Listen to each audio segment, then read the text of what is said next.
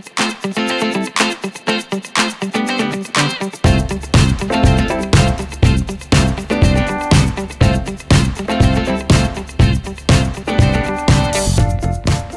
the 39 Shabbat prohibited activities that we've covered so far, we've covered two major groupings, and those are all in previous videos. The first were those activities that went into making of bread and the making of dyes for the fabrics in the Mishkan. The second major grouping was all of those melachot that went into actually weaving the fabric, the draperies, and the garments for the Kohanim. Unless you were raised in an observant Jewish home, you may not even be all that familiar with the 39 melachot prohibited activities. They are quite detailed and involve many aspects of a normal Shabbat day. And these videos are just a glimpse into the 39 melachot activities. There is much more in-depth learning that you can do on your own as you move forward into your journey into Shabbat, one of the main pillars of Judaism. There are two central themes for keeping Shabbat.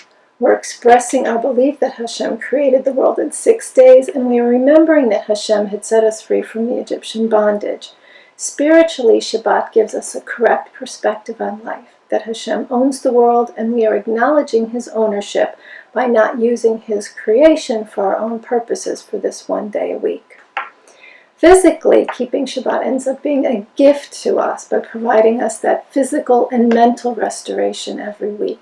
The next main grouping of 7 Shabbat prohibitions are the Melachot, or activities that go into making the coverings for the Mishkan. These were made from animal skins. Ram and another animal known as a tachash were used. The first step in making the hides, or the leather skins, is, of course, to acquire the animal. Tzod, or trapping of an animal, directly or indirectly, is prohibited on Shabbat. Since trapping, or tzod in Hebrew, employs many different methods during the days of the Mishkan, it can be broadly defined as restricting the freedom of movement of an animal that enables it to be caught by hand or trapped in a cage or an enclosure.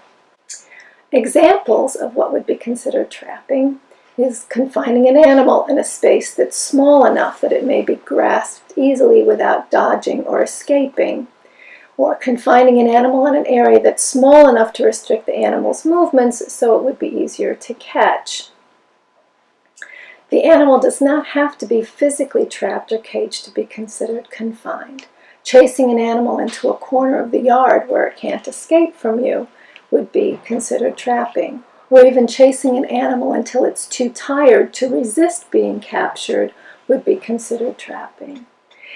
Now, there is a Torah prohibition for us to allow our animals to work for us on Shabbat. So if you have a hunting dog and you send the hunting dog out to trap an animal for you, that would really be 2 prohibited acts, one of trapping and then also one of having your animal work for you on Shabbat. So even trapping reptiles, rodents, or insects, etc. under a box or a cup would be considered trapping and would be a prohibition on Shabbat. So what are some other practical applications? Well, if you have a pet dog and you're accustomed to putting the dog in a kennel when you leave the house, it would be considered trapping for you to put the dog in the kennel and close the door on it on Shabbat. So that would be prohibited. A better option for Shabbat would be to close your pet up into a large enough bedroom or a large enough room where the dog could escape you if possible, but is in a safe place and a place where he's not going to cause any damage to the house.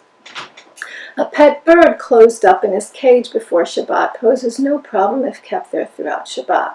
However, if the cage door is open to allow him out to stretch his wings or in order to place food or water in the cage, it would be prohibited to reclose the cage door on Shabbat. Of course, this does not mean that you would not feed your pets on Shabbat. We are required to take care of our animals and we're obligated to feed them. But there are some very simple ways to address caring for pets on Shabbat. So you'll want to talk to your rabbi about your specific circumstances, and you may find that you are able to enhance your Shabbat experience by making some very easy changes in your routine. It's also not permitted to fish on Shabbat, whether you use a fishing pole, whether you use a net, or any other means. This would be trapping the fish.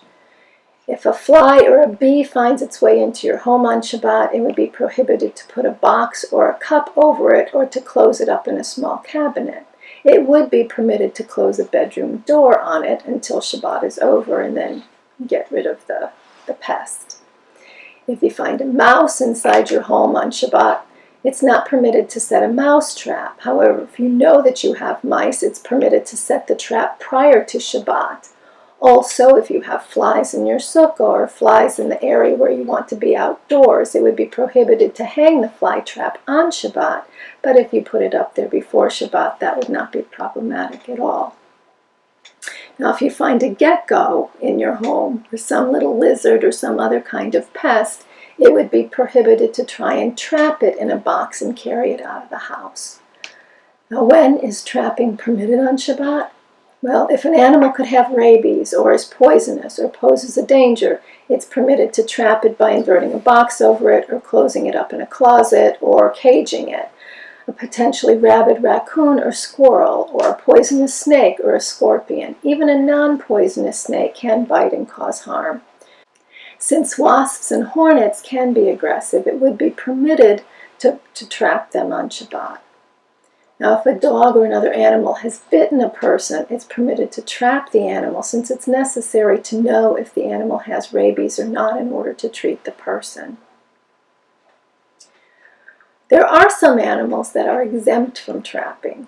A creature that moves so slowly that it's always basically in a state of always being confined is already considered trapped. A turtle or a caterpillar, for example.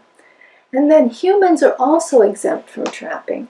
So it is permitted to put your toddler in a playpen or send your children to their room or require them to sit in the corner if they misbehave on Shabbat. This concludes our brief journey into Tzad, trapping.